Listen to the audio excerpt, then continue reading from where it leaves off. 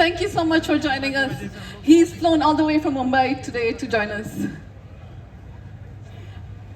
Our second panelist is our very own Delhi boy.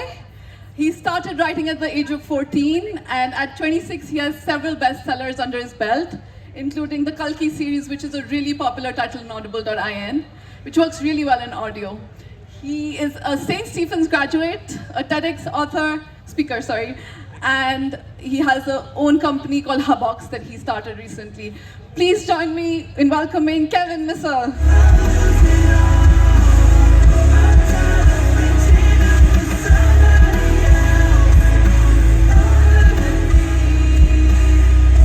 Thanks, Kevin. And our final panelist doesn't really need an introduction. He is one of India's biggest authors, and since 2010 he's written 10 fiction and non-fiction titles and sold 6 million copies, translated into 20 languages. And his recent book, War of Lanka, is a bestseller on Audible right now. Please join me in welcoming Mr. Amish Tripathi on the screen, live from London. Thank you. Pleasure being here. Great. You guys, I'm hoping at least some of you are big fans of mythology, but I'm sure you're really big fans of the authors today. So the first question we actually wanted to kind of talk about was what interested what sparked your interest in mythology? Like, how did you get into mythology? Maybe we can start with you, Anand. Hi, Delhi. It's a nice evening. Mythology, I don't know whether the mythology is the right word. Perhaps these are the original superheroes. As a child, I was more familiar with Hanuman than Superman. The superheroism and the adventure, the magic, whatever you see in the comic world now, this was already explored. And if you really see, this is like a mela, right? Maybe you may not get it, but I feel like the melas which you used to attend in my childhood. It's like a Ram Leela Mela where the characters, like people dressed as Hanuman, people dressed as Ravan. I told her I should have come dressed like Ravan. Ravan was my first book. The 10 heads. So this was a fascinating world, Ridhima, always. And like Ravan is the only one, perhaps. What is his speciality, if I may ask? Well, I guess he is a hero and an anti-hero at the same time. I will say he's the only person who can sing group song alone. That is no one else can. This is one of his superpowers, perhaps. He was a great musician. He was a great scientist, perhaps, if you may use the word, at least in that world, with the Pushpa. And he was considered as one of he had written books, trustees on child animal treatment, that is veterinary science, child treatment, pediatry, and music and dance. So you have a villain who is so fascinating. So that itself shows how deep this world is and how fascinating this world is. Then you have superheroes like Garuda, superheroes like Hanuman, and super villains like Takshak, the poisonous snake. So it's an infinite world. I wish we should be able to do it, take it across to the world, like what Marvel did. Bahubali was an attempt to do that. Let us hope more such things will come from India. We are working on it. That's great, that's great. And I completely agree. I mean, we all kind of grew up with our superheroes. Amish, was it the same for you? Did you also grow up thinking that you're going to be like a mythology author, or did your fascination start later in life? When I was growing up, I never thought I was going to be an author. I come from a middle class family, and in the 1990s, when you were growing up, someone would have told you, writing theek hai beta, kaam kya karoge? So I did the traditional route, did an MBA, worked in banking for 14 years. I was always interested in these stories. I came from a very traditional and religious family, which in the Indian way, actually, if you truly understand our traditions, they're also very liberal, our ancient traditions, very respectful of women's rights, very respectful of LGBT rights. So I grew up with those traditions, so I knew all the stories. But I never really thought I was going to be a writer. I mean, the first piece of fiction I ever wrote was Immortals of Meluha, my first book. And I was as shocked as all my friends and everyone else that the book actually kind of took off. And I resigned after my second book when I realized, okay, this is not a fluke. So the fascination was always there for our traditions, for our stories. You know, as someone had said very beautifully, no Indian hears the Ramayana for the first time. We are born with it. We're the only pre-Bronze Age culture that is still alive. We are such an ancient culture. Things are almost a part of our bones, part of our genes.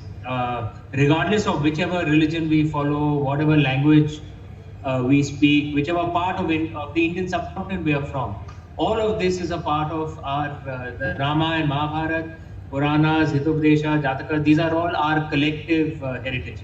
So I grew up with all of this, but I never thought I was going to be a writer. So that is a dream, and as I always say, don't wake me up. Right. And I really don't see it ever ending, to be honest. You are inherent to our publishing industry. Kevin, you started writing when you were really young. When and how did you kind of get into mythology? Basically, first of all, I would like to thank Audible India for actually helping me to be part of this panel with the veterans of the industry and big fans of and one of the major reasons why I came into mythology, which is Amish sir and Anand sir, definitely. Though one of the major reasons why I came into mythology was the fact that I came from a Christian background. I used to study Bible as a kid, but I was exposed to different kinds of mythology as a young kid, from Greek mythology to Norse mythology, and I ended up encountering Hindu mythology just by happenstance by reading their books, actually. Oh, wow. And I was like, wow, that's interesting, that's fun. I want to explore this further, so might as well I write something. And so that's a small answer. That the reason why I'm here is because of them both. So, You are making us look very old, yeah. well, I am also old. Ridhima, if I may add, what a pleasure it is to be on stage with Anand, who's a dear friend whose books I've read, and Kevin, thank you so much for your very kind words and all good wishes to you, and look forward to meeting you in person whenever I come to India next. Surely. I was expecting you here, yeah. I was waiting to see you. I'm in London, Baba. I know that. I'm also a diplomat, no? Maybe we should go meet him. Great. But honestly, mythology has evolved so much over the last few years. And I feel like all three of you have such a big contribution to play. But how do you keep the stories so well rooted in mythology and yet bring your own kind of personal touch to it? I think, Amish, this is definitely something I want to start with you, because you got us thinking about mythology in a completely different way when you started writing. Sorry, Ridhima, was that for me? Yes, to you. Okay. Yeah, look, different interpretations of our stories, that tradition has been around for a very long time actually. So, unfortunately our education system is such that we don't read, much of our ancient versions of our stories. So, for example, if you read the versions of Kalidasa or Bhasa, for example, Bhasa took the stories of the Ramayana and Mahabharata and made completely different interpretation. So the Pancharatra, it's a 2,500 year old play written by Bhasa. The Mahabharata war doesn't happen. I mean, it's the story of the Mahabharata, but he puts a completely different twist to it where the war actually doesn't happen, right? So this was actually a rich tradition in ancient India, where we always did respectful. Oh, there's a dog out there. Okay, from what I can see. All right. There are respectful interpretations of our stories were done repeatedly, and this was a part of the Indian tradition. And like I said, it was because we were able to marry religiosity and liberalism at the same time.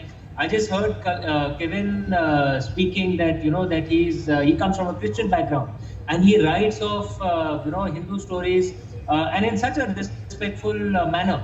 And to any other country, this might sound strange. In India, it is normal right? We respect each other's religions. This is a part of our, we don't just tolerate, we actually actively respect and celebrate each other's way.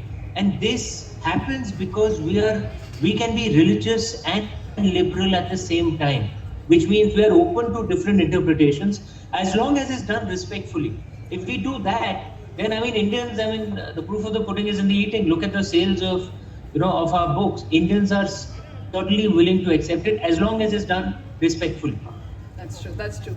And do you, Anand, have like a specific audience that you keep in mind while writing the book, or do you just kind of write for the love of writing and don't really think about the audience as such? Because it's so relevant even to the youth today. I just kind of wonder if you kind of make sure that you add some elements to it. See, this is two processes involved. One is without audience or readers, because I do work a lot on films and TV and other things. So I will say audience and readers. Without them, there is no art, there is no literature. So I keep it in mind. What is the audience taste also? Otherwise, the kind of things we did with Bahubali and other would not have been possible. It is always kept in mind, but there is an element of what I bring to it. My vision also is there into that. But as Amish said, one great thing about our culture is the kind of, its open-mindedness, its liberalism. So perhaps at the end of this, I may quote, with your permission, Amish, from one sloka from Rig Veda, which is actually dedicated to Soma, the drink of Soma. Some say it's an intoxicating drink, some say it isn't, it doesn't matter. Generally it is considered as an intoxicating drink. And a Rigvedic Rishi has written such a beautiful ode to Soma, beautiful song dedicated to Soma. It is so hilarious. When I read it long ago, in my teenage, I thought, if someone can write like this 4,000, 5,000 years ago, with so much fun and pleasure about life, in a religious text, on a liquor, what a fascinating world it would be. And that is where it started. So at the end we can talk about that, or you can, if you remember, you can read it out, Amish. Otherwise I'll do that at the end of the session. At least the younger generation should know. We'll do it at the end. We'll do it at the end. I remember which one you're speaking about. But my interpretation of Soma is different, I should tell you. I know that. But the beauty, another line from the Rig Veda, Ekam Sat Vipra Bahuda Vadanti. Truth is one, but the wise speak it as many. And Kevin, what about you? Like, do you write for like a specific audience in mind, or do you kind of just write and see who kind of gets attracted towards the content? Whenever I start writing, definitely, since I was rejected multiple times, I started writing at the age of 12. Since then, I've been rejected over 100 publishers. And after a while, you just get the thick skin कि probably कुछ हम ही कुछ गलत कर रहे हैं, कुछ हम ही कुछ खराबी चल रही है, शायद से हमने research नहीं किया. We didn't research much. So, so the idea was definitely to see what is working in the market, what is not working in the market, definitely what age group should we target, what should not be, because the thing is, a lot of it is also dependent also on the profile of the author. So, for instance, I have a very English name, Kevin. So, आधे लोग तो ये सोचते कि कोई foreigner है. So that becomes a huge problem as well. So I had made sure that in my first book I kept my photo as well on it. So they knew that कि अच्छा ये वो है. Then I got to know कि ये problem आने लगी, तो older people are not reading my book because they're like, इस बच्चे से क्या पढ़ पढ़ेंगे mythology. So I put a beard then on my face. So now you know. So definitely, the idea is to reach out to as very big audience as possible. But definitely, I don't know how it happened, and it happened naturally and organically, is the fact that the younger crowd, the 18 to 25 crowd, just started to like my books. But above 25, they just never liked. So, so I don't know what the Audible, since you said that Kalki is one of the bestsellers on Audible, I don't know what's the age group there, and I think it's going to be 18 to 25. That's much I know. Yeah. Okay, so now we know why Kevin has a beard. Yeah, well, also that because my wife likes it, so. Great. I really want to ask you so many more questions. I have so many written, but we are kind of short on time. So I just want to kind of end with one question that I'm going to ask all three of you. And that is basically about how you feel mythology is likely to evolve in the next few years, especially with like new mediums like audio coming up. How do you see it changing in the next few years? Amish, maybe I'll start with you.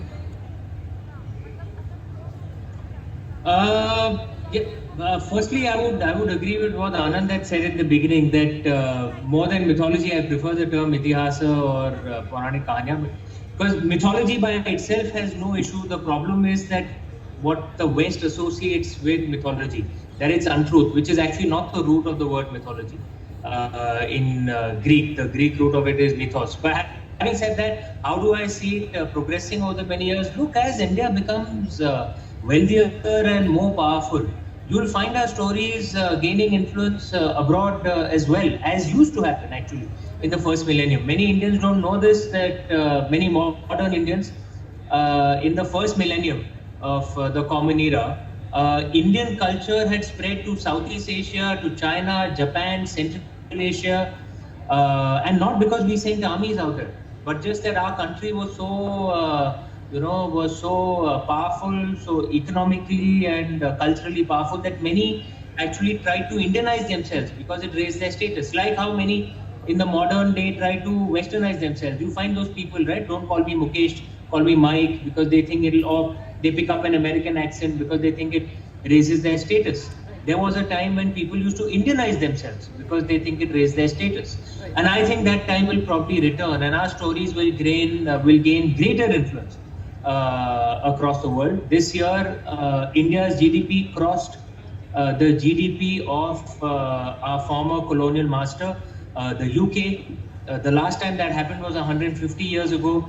At the pace we are growing, in the next 4 to 5 years, we'll probably become the number 3 economy in the world. Our influence across the world is rising, and that's the opportunity for all all of you in the audience. I mean, all among you who are writers, who are content creators. Indian stories will have much greater resonance, not just in India, but in fact across the world. You see that happening within India itself already. So rooted movies like Kantara, which are linked to our traditions, to our Puranikanya, or to use the term we're using out here, mythology, have so much greater resonance in the Indian market as compared to, say, westernized movies, westernized Indian movies that were made at times in Bollywood. And you'll find this expanding abroad as well. So this is perhaps one of the most exciting times to be an Indian writer, because our stories will attract much greater resonance, not just in India but across the world. I completely agree, and we've already seen that happen. It's like the interpretation of Indian stories and shows that we see on Netflix is pretty interesting, and like we do feel that we are able to reach a much larger audience. And Audible, honestly, I think is one of the other services that have helped do that. So please do listen to our books if you haven't already. Do you agree with this, Anand? I absolutely agree with Amish. I think it has already begun. Our stories have started taking over the world. As I said, a few years back it was Bahubali, now RRR, Rajamouli's RRR is making waves in US and other markets abroad. And the kind of films which are coming, some of which we all are involved, Amish is involved, I am involved in various films. A lot of other big writers are involved. Some of the films which are coming based on Ramayana and Mahabharata are humongous, huge, which can rival anything that has come from Hollywood. Maybe we have just started, so we are just reaching there. Another 4 or 5 years, you can see that Indian films and Indian content, whether it is audio content or whether it is in the visual content, it's going to take over the world. Take my words for that. It's going to happen. Already so much work is happening. 500 crore, 600 crore, 800 crore films are being made. In Bombay, few of them we are associated with, few of them our friends are associated with. These are by some of the greatest directors in the country, greatest technicians, and international collaboration also is happening. People who have worked in Marvel, people who have worked VFX, all those things are being used in Indian films now.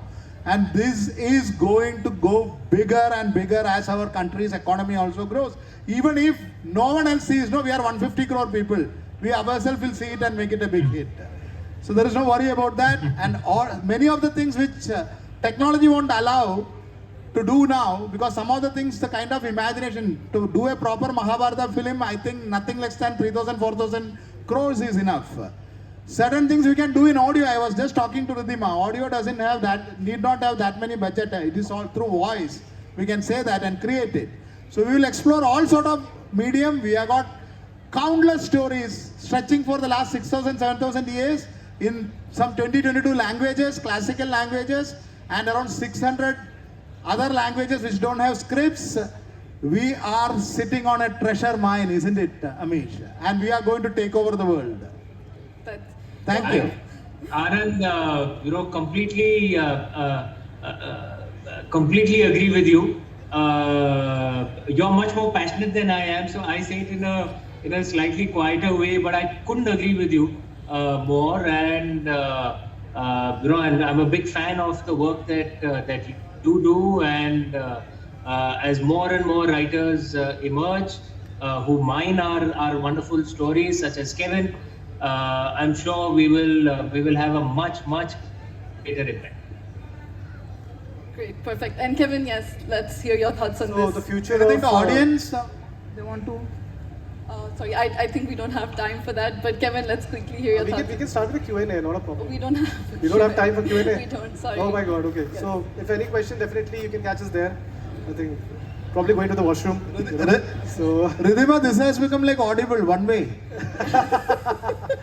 but the future of reading and future of basically listening in connection to the audio space, right? And I don't know if you've heard of the great manure crisis of the 1890s. And that's a very weird question I asked though, but just a small anecdote. During the 1890s, there was a huge industrialization in London, right? So probably because a lot of employment was happening in London and in UK. And what was happening was a lot of people were coming and a lot of carriages were being used. A lot of horses were being used. So more horses, more manure, right? The problem was, what was predicted was that probably in the next 5 to 10 years, we'll have almost 10 feet of manure we'll be walking around with. But what people didn't know was that there was this invention that's going to come, which was cars, Right. that would change the entire game. Right. So that is what Audible is doing. Right. And probably, we are coming to a space where our phone has everything. Right. Right. So, and now reading is being accessible, easy, affordable. Right. And probably, Audible is doing a huge step in it, and we are also very glad that, you have allowed. And one great thing is our storytelling tradition is oral. Yeah. 90% of the stories about Ramayana and Mahabharata, it is an oral storytelling tradition. Not even 10% has been written down. There are so many variations also. So what Audible has done is to bring back that tradition using the new technology. India is a country of storytellers, especially oral storytellers. Most of our works we owe to the unknown storytellers who go around, who have been going around for the last 5,000, 6,000 years from village to village, telling these stories, keeping these stories alive. And now we have a technology for that. And that is what is a great work which you are doing. Great. Thank you so much. It's been such a pleasure to have all of you join us here today. And I completely agree. I feel like our stories are reaching the world through all these mediums and all these services that are now available for all of you to access across the world. So can't wait to see where we end up in a few years. But it's been an absolute pleasure having you here today. Thank you so much for joining us. Thank you guys. And Thank you guys. Thank you, Amish, thank so you, much. Kevin, thank you, Ridhima. Thanks, Thank you all. Ridhima. Thanks, Anand. Thanks, Kevin. Thank you so Pleasure much. meeting you guys. You didn't allow me to Bye. Sorry. say the tribute to Somarasa. Well, I wish we can. I don't know if we have time. I think we may have to. Yes, we also would like to request you all to come to the Audible booth, which is right diagonally opposite, and maybe you can come say hi to the authors if they have time to chat with you a little bit.